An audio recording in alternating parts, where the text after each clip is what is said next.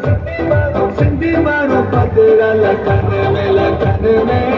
सुहिणा माण्हू प्यार हज़ार सिंधी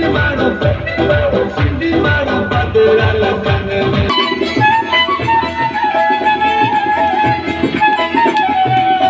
क्लैपिंग कयो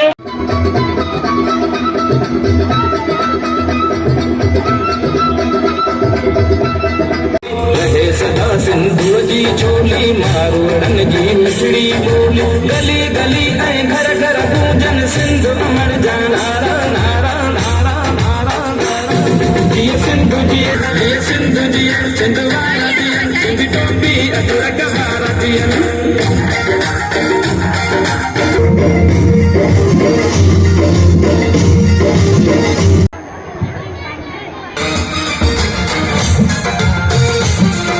सराड़ी में सिंध एजुकेशन फाउंडेशन जे सहकार सां हलंदड़ M Siddiq model high school में औरत जी आज़ादी सिंधी ख़ुशहाली जे सिरे हेठि हिकु शानदार पुरवकार ऐं रंगारंगी सक़ाफ़ती तक़रीब मुनक़द कई वई, जंहिंमें शागिर्दनि शागिर्दाणियुनि वालिदीन ऐं उस्तादनि वॾे अंग में सिंधी सक़ाफ़ती लिबास ऐं अजरकूं टोपियूं पहिरे शिरकत कई। तक़रीब दौरान शागिर्दनि ऐं शागिर्दाणियुनि पारां सिंधी गीतनि ते फ़नी टेबलोज़ खाका तक़रीरूं मिली नगमा पेश कया, जिन जे ज़रिए सिंध जी क़दीम सक़ाफ़त ऐं रवायतनि खे उजागर कयो। उन मौक़े ते स्कूल जे प्रिंसिपाल ग़ुलाम मुस्तफ़ा ज़रदारी ऐं एडमिनिस्ट्रेटर हामिद ख़ानज़ादा ऐं ॿियनि चयो त सक़ाफ़ती सरगर्मियूं कराइण सां शागिर्दनि में शऊर एतमाद ऐं अॻिते वधण जो जज़्बो पैदा थिए थो, जॾहिं त खेनि पंहिंजे सक़ाफ़त ऐं सुञाणप सां कंढण जो मौक़ो पिणु मिले थो। सिंधी सक़ाफ़त हज़ारे सालनि जी तहज़ीब प्यार रवादारी ऐं इंसानियत जो दर्स ॾिए थी। अजरक टोपी लोक विरसो मौसीक़ी ऐं सिंधी ॿोली असांजी सुञाणप जूं अहम निशानियूं आहिनि, जेके नौजवान नसल खे पंहिंजी तारीख़ सां जोड़नि थियूं।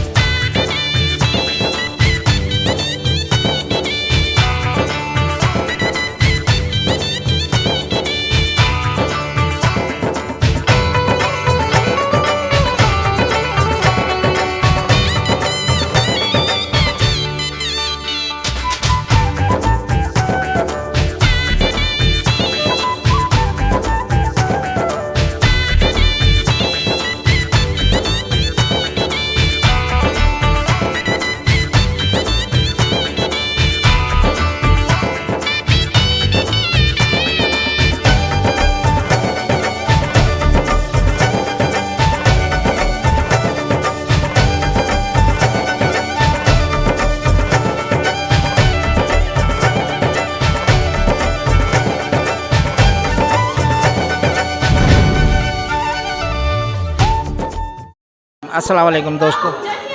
हाँ जी तो ॾिसो था M Siddiq model high school Sarari के अंदर हर साल की तरह हींअर भी जेके आहे कल्चर डे के हवाले से एक ज़बरदस्त प्रोग्राम अरेंज किया हुआ है, जैमें ॿारनि जी दिलचस्पी, ॿारनि जो शौक़ ऐं टीचरनि जी जेके आहे मेहनत वो तव्हांखे इंशाअल्लाह ताला जेके आहे ॾिसो था तो केतिरे हद तक आहे। ऐं असांजी कोशिशि आहे त जेको कल्चर के हवाले से ॿारनि जे अंदरि जेको असां अवेयरनेस पैदा था कयूं, छो त असांजा ॿार हींअर जेके आहे कल्चर के हवाले से तमाम घना पोइते आहिनि। इन नए दौर में नए हिसाब से जेके आहे ॿार काफ़ी हद तक तो हमारी तालीम के साथ साथ असां भी कोशिश कयूं था त ॿारनि जे अंदरि असांजे कल्चर के हवाले से अवेयरनेस पैदा थिए। असां हर साल वांगुरु हिन साल भी पंहिंजे स्कूल एम सिद्दीक़ में एक सक़ाफ़ती ॾियारो मल्हाए रहिया आहियूं। तव्हां पाण ॾिठो असांजे ॿारनि सक़ाफ़त के हवाले से मुख़्तलिफ़ टेबलोज़ फ़नी टेबलोज़ तक़रीरूं पेश कयूं। असां एक अज़ीम ऐं अमीर सक़ाफ़त जा मालिक आहियूं। असांजी सक़ाफ़त मोहन 5000 साल खां वधी पुराणी आहे। तव्हां मोहन जो दड़े जी खोटाई मां मुख़्तलिफ़ शयूं मिलियूं आहिनि।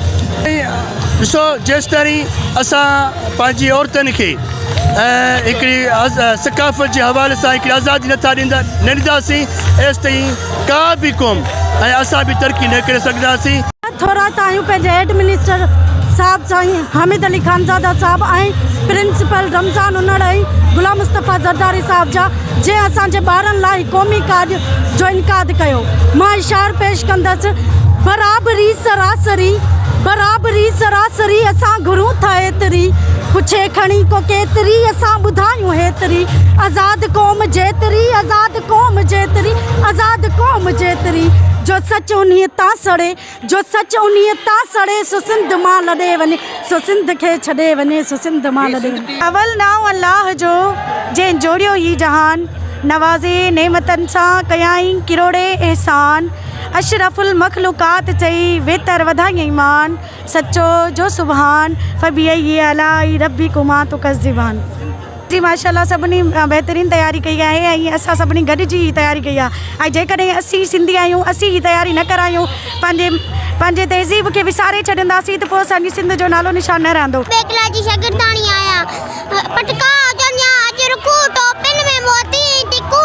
सकाफत सोनी सिंधी लाए पैसून जी सिकू स्कूल में ॿारनि खे पढ़ाईंदा आहियूं असांखे फंक्शन कराइण जो मक़सदु इहो आहे त जीअं ॿार में शौर अची वञे त इन फंक्शन जो मक़सदु छा हूंदो आहे इहो असांखे 50,000 साल क़दीमी मुहिम जे दड़े मां मिले थो कि ॿारनि खे शौर अची वञे इन फंक्शन जो मक़सदु छा हूंदो आहे असां इन शौर जे करे असां फंक्शन मल्हाईंदा रहिया आहियूं मुंहिंजो नालो दुआ जमाली आहे मां क्लास मैट्रिक जी शागिर्दाणी आहियां जी त ऐं पंहिंजे उस्तादनि वारनि जे थोराई ते आहियां जी हिननि प्रोग्राम सजायो असां फुल इंजॉय करे रहिया आहियूं जीअं असां पंहिंजे उस्तादनि जा थोराईंदा आहियूं उन्हनि ही प्रोग्राम सजायो आहे ऐं असां फुल इंजॉय करे रहिया आहियूं हिन असांजे स्कूल में हर साल ही फंक्शन मल्हायो वेंदो आहे असांजो प्रोग्राम फुल इंजॉय करे रहियो आहे ऐं स्पोर्ट वीक में बि असां फुल इंजॉय कयो 10वीं क्लास जी शागिर्दाणी आहियां जीअं त अॼु असांजे स्कूल में सिंधी सकाफ़त जो ॾींहुं मल्हायो वियो आहे ऐं असां तमामु घणो इंजॉय कयो असां अलाए केतिरनि शहर में पार्टिसिपेट कयो आहे जीअं त तमामु कंपेयरिंग स्पीच टेबलो वग़ैरह असां तमामु इंजॉय करे रहिया तकरीब जे आख़िर में स्कूल जे एडमिनिस्ट्रेटर हामिद खानज़ादा ऐं प्रिंसिपाल गुलाम मुस्तफ़ा ज़रदारी तरफ़ां सहाफ़िन खे सिंध जी रवायती सुखड़ी तौरु अजरकूं पेश कयूं वियूं कैमरामैन टीम सां गॾु Riaz Zardari Sindh TV news Sarari Thank you so much, Sai.